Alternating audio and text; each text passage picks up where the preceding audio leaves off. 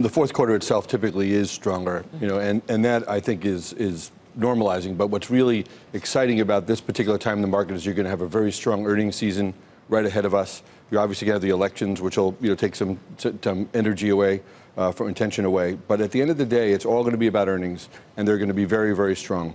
There was an article about economists telling us that there was going to be a recession at the end of 2020.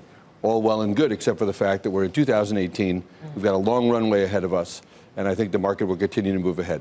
The real opportunity for investors now is in the emerging markets, which I think are way undervalued because they're going to have strong earnings as well. I think that article that you're referring to is a survey of the National Association of Business Economists. So, I mean, it was ironic. I mean, when I read that, the survey results, so many economists, general economists, are saying that there won't, that trade wars aren't going to be much of an issue when it comes to the economy. And here we are, we have the National Association of Business Economists to say the trade is actually the top risk to economic growth. I mean, is that your view? And does reaching a NAFTA replacement deal, does that sort of take that out of the picture?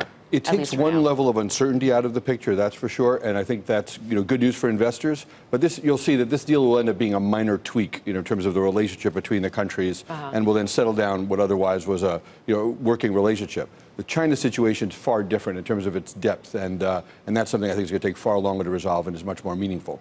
At least for the fourth quarter, where do we see leadership from? We saw leadership in the third quarter from healthcare.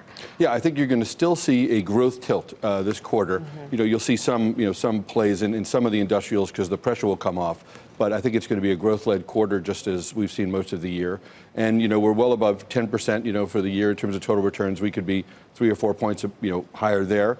And we could see our total return for the whole market, including global equities, up to maybe 7 or 8% by the end of the quarter too. So it could be a quite nice, strong end to the year. It just hasn't felt particularly good. What do you do going into, what's your outlook, though, for next year, for 2019?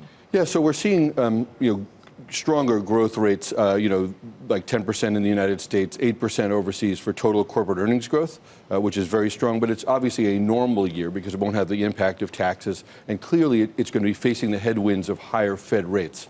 And those are going to become more and more of a story as we go into next year, because we expect rates to be up at least another 1%, at least another 4 Fed increases over the course of the next 12 to 15 months.